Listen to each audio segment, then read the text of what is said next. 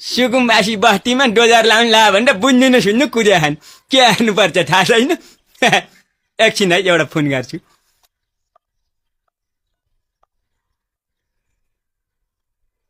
मन्त्रीज्यू नमस्कार, यहाँ हाम्रो बस्ती भत्काउनु भन्दा डोजर आइरहेको छ, त्यसका बाजे रोकिदिनु पर्यो। लौ न, हजुरले कहिले केही काम पर्यो भने मलाई भन्नु भन्नुभएको छ नि, कहिल्यै केही भन्नु हजुर। ल आजै भन्नु, यो डोजर चाहिँ रोकिदिनु पर्यो हजुर। त्यो सुकुम्बासी बस्ती शहरको सुन्दरताको दाग हो, त्यसलाई हटाउनै पर्छ।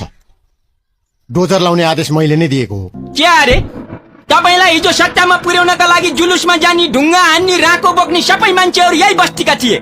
आज एक्कासी तपाईलाई शहरको सुन्दरताको बीचमा यो बस्ती दाग्यो। भित्तामा शहीदका फोटाहरू हेर्नुहोस्, सबभन्दा बढी फोटा त यही बस्तीका मान्छेका छन्। यस मामलामा म केही पनि गर्न सक्दिनँ, सरी। ठक्क राजनीति, ठक्क राजनीति चाहिँ सायद विरोधीले मात्रै भन्छ होला। सुकुम्बासी बस्तीमा डोजर चलेको छ, ठिक छ। 90% त्यहाँका बासिन्दा सुकुम्बासी होइनन्। लाखौं करोडौं जमिन ज्याथा छ तिनीहरूको। वास्तविक सुकुम्बासीलाई त वासस्थानको लागि व्यवस्था गर्छु भनेकै छ त सरकारले। यो सबै विरोध गर्ने चाहिँ हुकुमवासीहरू हुन्।